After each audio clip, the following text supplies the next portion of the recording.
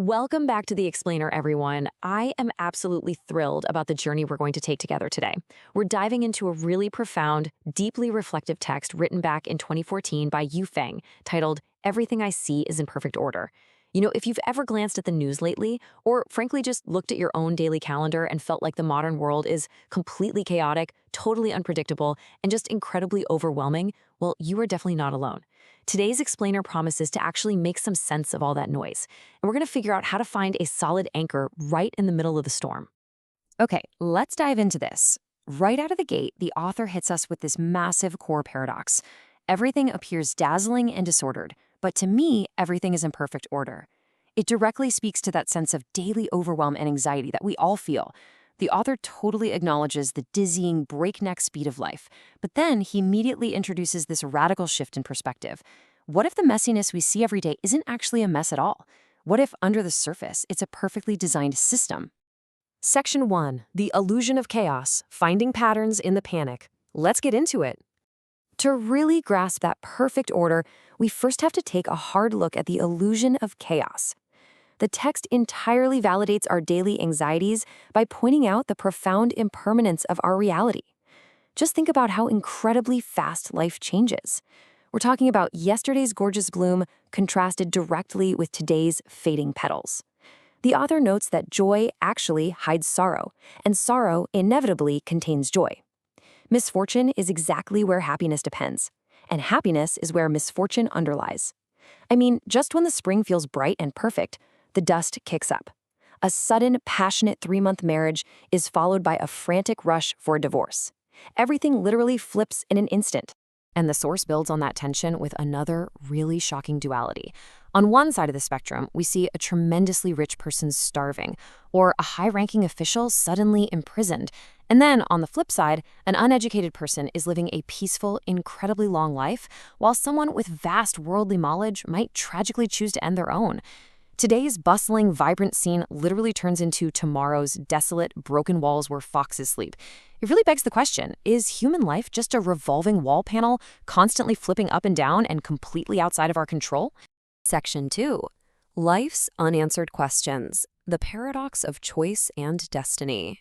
Because of all these constant, wild reversals we were just looking at, we end up experiencing what I like to call philosophical vertigo. It becomes incredibly difficult to judge what to do or what paths to choose, and that leads to this absolute barrage of unanswerable questions. Do we drift with the current, or do we aggressively swim against it? Should we follow the ancient teachings of saints, or just act completely on our own accord? Out of 360 trades, which profession are we supposed to pick?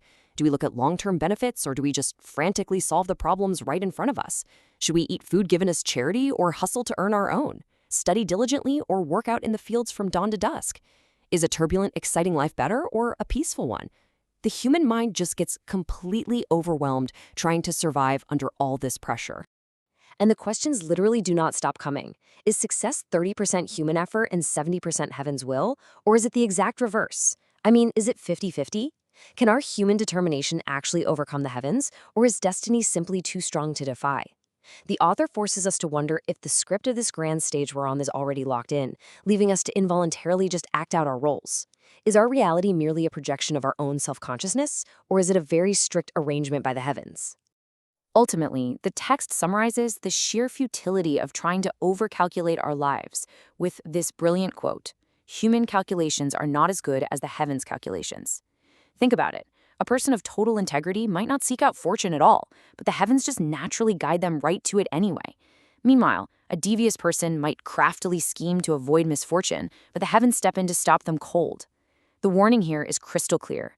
If we don't recognize the underlying order in all these events, we are going to spend our entire lives frantically struggling in a giant sea of worries and turmoil. Section 3. The Hidden Perfect Order. The Tao in Operation. Now, what's really interesting about this slide is how the author counteracts all that anxiety we were just discussing by introducing a deeply comforting concept, the Tao. It's described as an operation where the cycle of cause and effect is precise, down to the absolute slightest microscopic detail. Like the text says, the net of heaven is vast and wide, yet nothing escapes it. Every single thought you have, every action, every smile, every bit of anger, it all plays a distinct, necessary role. It's this massive, infinitely complex web, but it operates with flawless mathematical precision. And while that overarching system is undeniably complex, the author actually offers a singular, beautifully simple grounding mechanism to deal with the worldly chaos. It's called the clear path. No matter how you interpret life, there is one distinct path forward, continually giving and dedicating, without seeking to take or possess. It's a real game changer.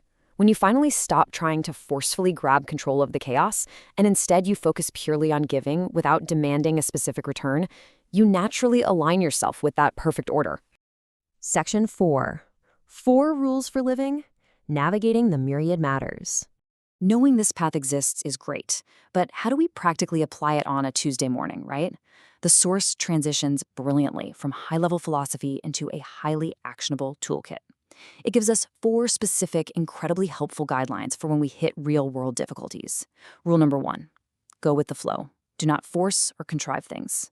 The author is basically telling us to stop calculating and stop forcefully pushing for outcomes. Everything has its predetermined course.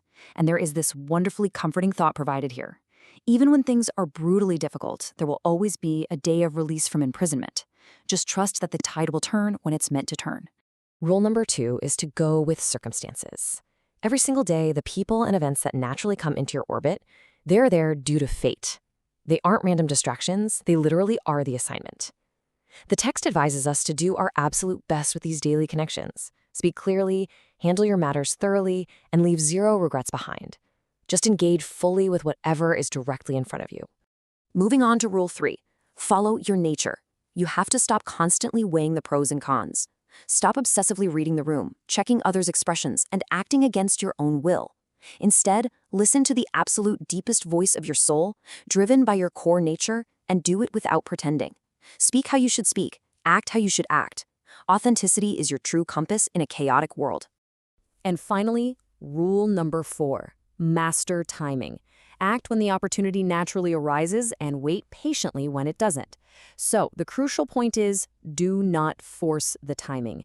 If the conditions aren't right, don't get inflamed, don't panic, and definitely don't get anxious. Just wait patiently. Let the perfect order do its work behind the scenes and step in only when the door naturally swings open for you. Section 5. The Ultimate Mystery. The Limitations of Human Intelligence. After giving us these profoundly practical rules and detailing the precise nature of the universe's order, the author gently brings us right back down to earth, posing a fundamental question: why guide people this way? The answer comes in this quote. The reason is in the holograph, difficult to describe, beyond human understanding. I absolutely love how this leans into the mystery of it all. Acknowledging our absolute limits prevents this philosophy from ever becoming rigid or dogmatic. It leaves us in this beautiful, open state of wonder. We can trust the system precisely because it is grander than our human minds can even contain. Which leaves us with one final, fascinating thought to ponder today. Can human intelligence truly understand the holograph? Honestly, perhaps the goal isn't to fully comprehend the perfect order at all. Maybe the goal is simply to trust it, to stop struggling in that endless sea of worries and instead just start giving, start flowing, and start living authentically. Thank you so much for joining me for today's explainer. I really hope this helps you find a little bit of that perfect order in your own life today. Catch you next time.